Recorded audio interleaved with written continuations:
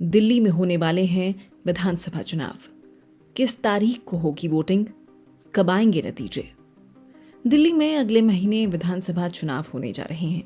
दिल्ली में 70 विधानसभा सीटें हैं। इन सीटों पर सिंगल फेज में 5 फरवरी को वोटिंग होगी और नतीजे 8 फरवरी को आएंगे। चुनावी तारीखों के ऐलान के साथ ही दिल्ली में आचार संहिता भी लागू हो गई है। 10 जनवरी को गजट नोटिफिकेशन जारी किया जाएगा। 17 जनवरी नामांकन की आखिरी तारीख होगी। 18 जनवरी को नामांकन की स्क्रूटनी होगी। 20 जनवरी तक नामांकन वापस लिए जा सकते हैं। दिल्ली में कुल 1.55 करोड़ मतदाता हैं, जिसमें से पुरुष मतदाताओं की संख्या 83.49 लाख है।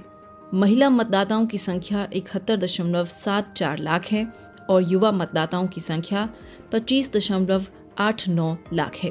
पहली बार मतदान करने वाले मतदाताओं की संख्या 2.08 लाख है।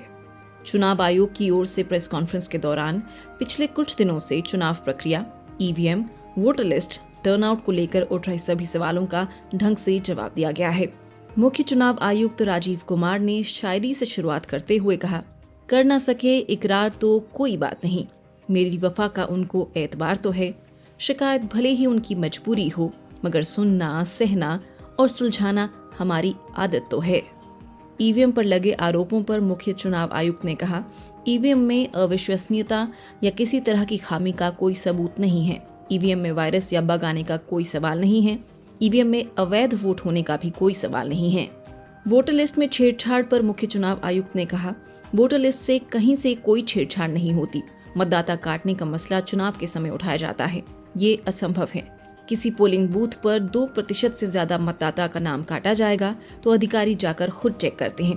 मतदाता सूची को लेकर पारदर्शिता हमारी प्राथमिकता है। दिल्ली में पिछले 11 साल से राज कर रही आम आदमी पार्टी के लिए इस बार का चुनाव कठिन दिख रहा है। ऐसा इसलिए कहा जा रहा है क्योंकि दिल्ली में जिस कांग्रेस के साथ मिलकर आम आदमी पार्टी ने 2013 में पहली बार सरकार बनाई थी, इस बार के चुनाव में वही कांग्रेस आम आदमी पार्टी की मुश्किल बढ़ाती दिख रही है। ये दरार तब ज्यादा आ गई थी जब हाल ही में हरियाणा के विधानसभा चुनाव में आम आदमी पार्टी ने कांग्रेस के साथ गठबंधन नहीं किया।